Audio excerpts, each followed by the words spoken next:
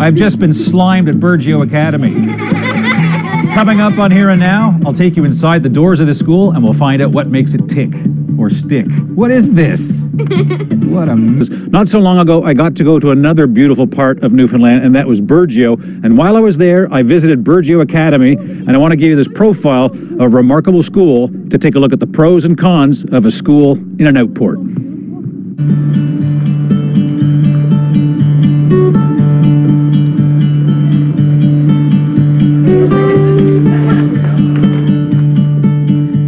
Go get your book bins, please.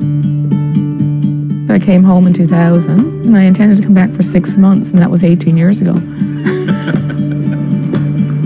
If you're an outdoor person, this is the place to be.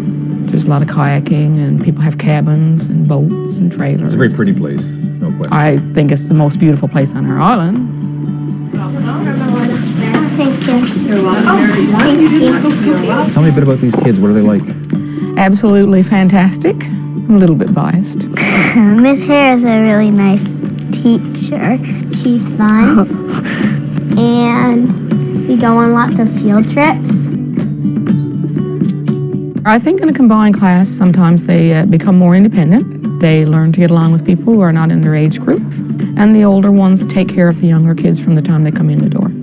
We're pretty close, honestly. We have mentoring at our school, so... So what does that mean? What does mentoring mean?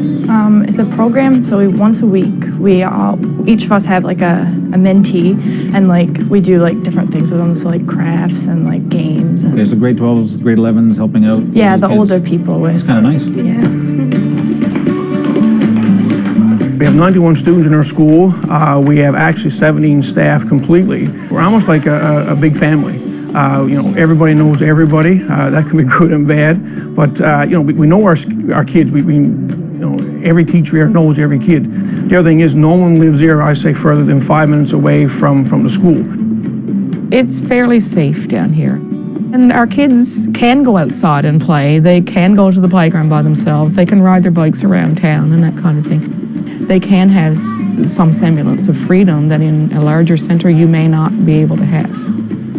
So many of you're looking at after-school support, whether it's with academics or with the sports. Night times, like for midterms and finals, we have teachers come back to do you know, tutorial sessions and whatnot. So, you know, being in a small school, there's a lot of advantages, I think, for academic piece. I think the smaller school have like allowed us to get like a lot of extra help and like closer relationship with teachers, and I think it's been better for us actually.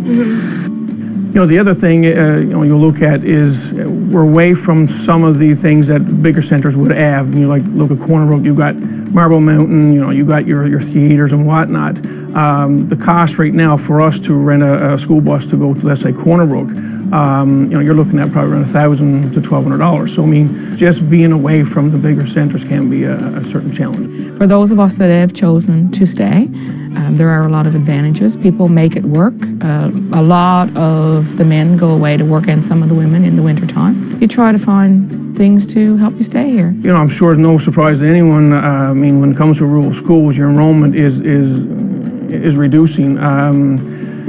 You know, so I mean, you know, what's it going to be like in 2 years' time, in 5 and 10 years' time? I mean, the numbers are going to be smaller. We know that, which obviously when it comes to allocations, it's inevitable. We got to lose staffing numbers, and then it's taking that and trying to create the best curriculum and program we've got for all of our students. So once you leave here, what are you going to miss the most about Burgeo Academy?